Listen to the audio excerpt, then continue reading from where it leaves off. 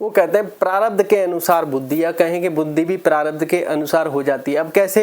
जैसे देखिए दोस्तों, लाइफ में आपको बहुत सारी चीज़ों का सामना करना पड़ता है। लोग आपको किसी रास्ते पर आपको गलत ठहराएंगे, किसी रास्ते पर आपको सही ठहराएंगे। कहीं आपको उम्मीद होगी कि यहाँ पर मेरा मान सम्मान होगा, वहाँ पर अपमान हो जाता है। और कहीं पर आपको उम्मीद होती है कि यार वहाँ पर मैं क्यों जाऊँ, मेरा अपमान होगा यार वहाँ पर फालतू में, तो आपका वहाँ पर सम्मान हो जाता है। अनएक्सपेक्टेड चीज़ें हो जाती हैं। क्यों? प्रारब्ध ने आपका क्या डिसाइड करके होना वो है। प्रारब्ध के अनुसार बुद्धि हो जाती है।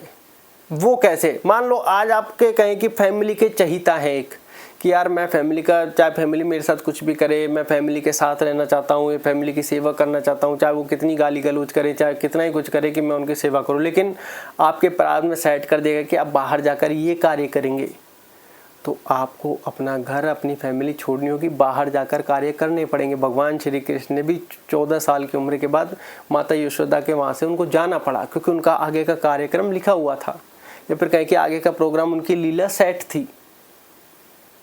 चाहे कोई सी भी कंडीशन हो, अगर आपका जाना तय है तो जाना पड़ेगा, उसी के अनुसार बुद्धि हो जाएगी। बहुत सी बार कंडीशन है कि ऐसे देखी जाती है आपकी पहले से ही माँ बाप से बन नहीं रही है, धीरे धीरे सिचुएशन ऐसी क्रिएट होती जाती है कि आपको कहीं ना कहीं जाकर डिसीजन लेना पड़ता है कि यार मैं बाहर ही चलता हूँ। अगर आपका बाहर जाना लिखा ही नहीं होता तो आप नहीं जाते। लेकिन हम वो कहते हैं बहुत सी बार ये चीज़ें हमारी समझ में नहीं आती।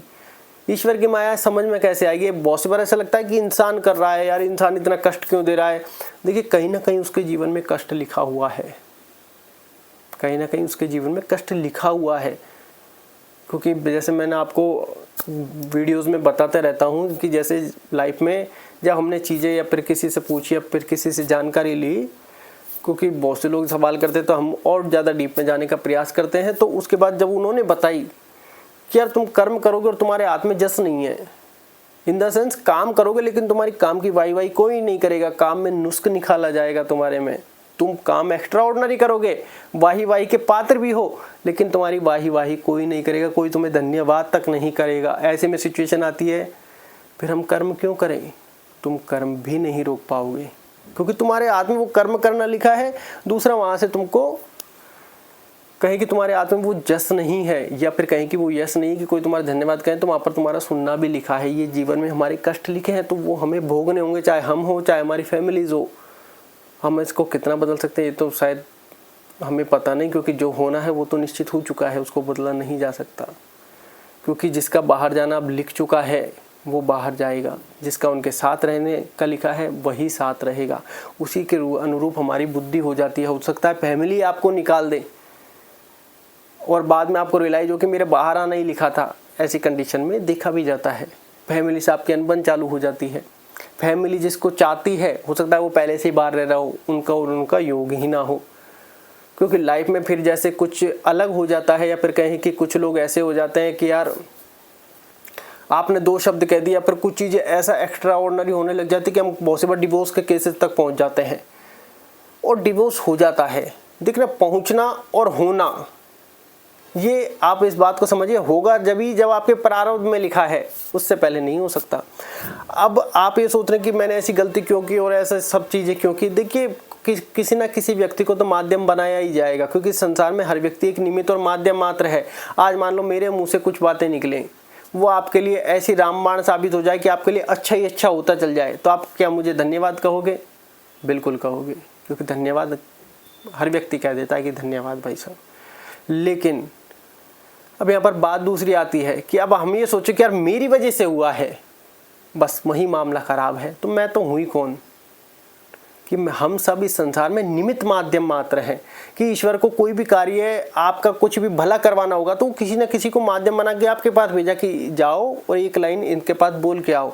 बोली और आप उस दिशा में आगे बढ़ गए, क्योंकि आपका वहाँ पर लिखा हुआ है। अब हमारे द्वारा कोई हमने कार्य बताया, वो आपके लिए उल्टा पड़ जाए, बुरा हो जाए, तो आप हमें गाली बकोगे, धन्यवाद थोड़ी कहोगे, गाली बकोगे।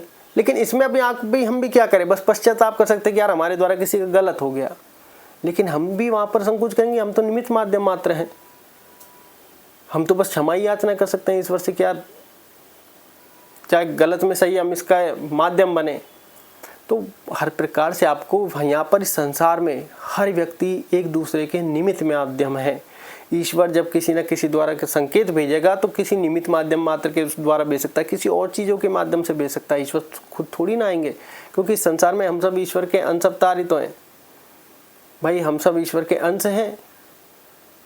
तो वो हम में से ही कोई ना कोई निमित्त माध्यम मात्र जाता है। जब हम किसी कार्य में आगे बढ़ रहे हैं तो कोई व्यक्ति हमारा हाथ पकड़ लेता है कि ले यार चल इस दोस्त के साथ मिल के आएंगे, और वो कह देता है कि यार मुझे एक लड़के की जरूरत है, या फिर कहे कि मेरा यार कोई काम है, कोई सहारा मिल जाए, कोई पार्टनर मिल जाए। आप सोचेंगे कि यार हाँ हम तैयार हैं। अब आपको ऐसा लगेगा कि ये सब हमने किया, नहीं, उस दोस्त ने हाथ पकड़ा, वो निमित्त माध्यम बना, वहाँ तक उसने पहुँचाया। तो हर व्यक्ति संसार में निमित्त माध्यम है। तो ऐसा नहीं है कि आपके कहने से डिवोर्स हो गया, कहीं ना कहीं से पहुँचाया जाएगा। जब कहें कि मंथरा ने कैकेयी से कहा, कैकेयी ने दशरथ जी से कहा, दशरथ जी ने श्री राम को वनवास दिया। अब ये सारी चीज़ें एक फ्लो में चालू हुई, लेकिन वो कहते हैं कि दशरथ जी को श्राप था कि तुम पुत्र वियोग में मरोगे। तो ये सारी चीज़ें प्री डिसाइडेड थी कि व्यक्ति को कहीं ना कहीं तो उस माध्यम के द्वारा वहाँ तक पहुँचाया जाएगा। व्यक्ति बहुत सी बार कहता है कि यार ये मेरा नेचर नहीं था फिर भी हो गया। अरे जो होना है वो तो होकर ही रहेगा, वो किसी के रोके नहीं रुकने वाला। आप सोच रहे हैं कि आप आज कितने एक्सट्रीम लेवल पर आप प्यार कर रहे हैं, एक्सट्रीम लेवल पर, चाहे आप किसी भी तरीके से कर रहे हो, और आपका लिख दिया कि आपका 10 साल बाद डिवोर्स होना पक्का है। आपको लोग वाई वाई कर रहे हैं यार कितना मस्त प्यार है, और 10 साल बाद डिवोर्स हो गया, अब लोग आपको ताना कस रहे हैं। तो वो भी आपके भाग्य की ही एक देन है, वो भी आपका एक प्रारब्ध है, वो भी आपको भोगना है। तो ये बात आप ध्यान रखें, हर चीज़ के लिए तैयार रखें, मन को शांत रखें, मेडिटेशन ध्यान करें और नाम जाप जरूर करते रहें, क्योंकि ईश्वर का स्मरण बड़ा जरूरी है। सारे खेल वही खेल रहा है, ये बात आप ध्यान रखें। क्योंकि प्रारब्ध के अनुसार बुद्धि भी वैसी ही होती चल जाती है। घर से हमारा निकलना तय है तो घर वाले हो सकता है हमें टॉर्चर करने लग जाए, वही धक्के मार कर निकल जाए, या फिर ऐसी कंडीशन पैदा हो जाए कि खुद ही कि हम बाहर जाकर ही रहते हैं, वहीं पर काम धंधा करते हैं, और पता चलता है कि आपका भाग्य उदय बाहर ही लिखा है। ये बात आप ध्यान रखें। धन्यवाद।